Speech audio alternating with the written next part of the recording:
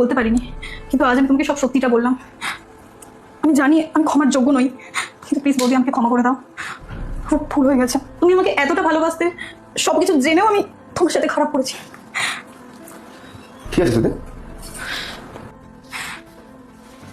দীপ, তুমি আমারই পিঠ পিছনে আমাকে ধোকা দিচ্ছিলে। কিসব ফালতু কথা বলছো তুমি? কি বলছি মানে? আমি এখন কি বলছি তুমি কিচ্ছু বুঝতে পারছো না, তাই না? তুমি আমারই বাড়িতে থেকে আমার বাড়ির কাজের মেয়ের সাথে অ্যাফেয়ার চালাচ্ছ, আমাকে চিট করছো। আচ্ছা এই ব্যাপার। আসলে পায়েল না তোমাকে মিথ্যা কথা বলেছে, ওর সাথে আমার কোনো অ্যাফেয়ার নেই। আসলে ওনা টাকা চুরি করতে গিয়ে ধরা পড়ে গেছিল আমাদের। আর আমি যখন তোমাকে বলতে আসতে যাচ্ছিলাম তখন আমাকে ভয় দেখায় যে ও বলে দেবে যে তোমার আমার অ্যাফেয়ার আছে, এই জিনিসটা মালিকের কাছে গিয়ে বলে দেবে। একে তো টাকা চুরি করলে, তারপর আমার উপর দোষ লাগাচ্ছ। না না বৌদি, আমি কোনো টাকা চুরি করিনি। আসলে কি বলতো, আমি তোমাকে সব সত্যি কথা বলে দিয়েছি, তো ওর জন্য ইচ্ছা করে আমার নামে মিথ্যা কথা বলছে। আমি কিছু করিনি। আচ্ছা তুই কোনো টাকা চুরি করিস নি? যা তো তোর ব্যাগটা নিয়ে আয় তো। ঠিক আছে।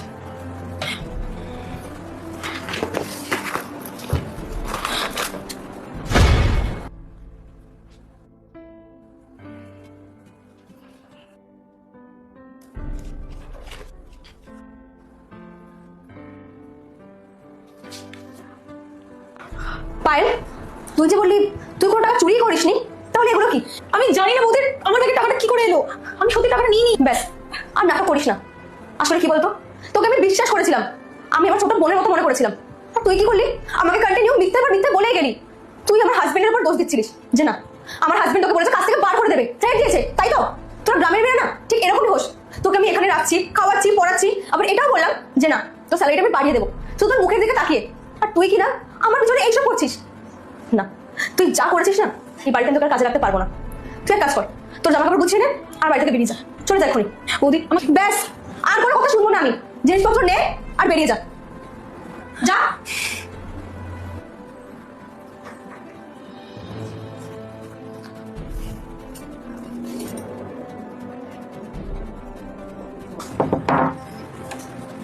বৌদি চিনি হবে? হ্যাঁ দাও, এখনই দিচ্ছি।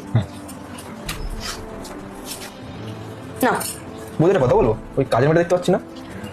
আসলে ওকে আমি কাজ থেকে ছাড়িয়ে দিয়েছি। ঠিকই করেছো, আমিও মানে বাইরে কিছু জায়গায় দেখছিলাম দাস উল্টো পাল্টা করছিল।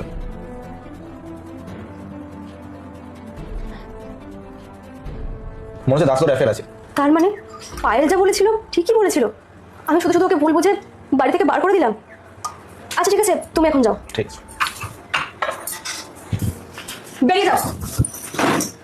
আরে তোমার থেকে তো ভালো মেয়েটা ছিল, ও অন্তত আমার সত্যি কথা বলেছিল, আর তুমি কি না ওকে ভুল করে দিলে। শোনো, তোমার সাথে আমি আর থাকতে পারবো না, এই ব্যাগটা নাও আর এখান থেকে বেরিয়ে যাও। সুধি আমার কথাটা শোনো। ব্যাস, তোমার আর কোনো কথা আমি শুনবো না। ব্যাগ নাও আর বেরিয়ে যাও। সুধি আমার কথাটা শোনো। সুধি প্লিজ।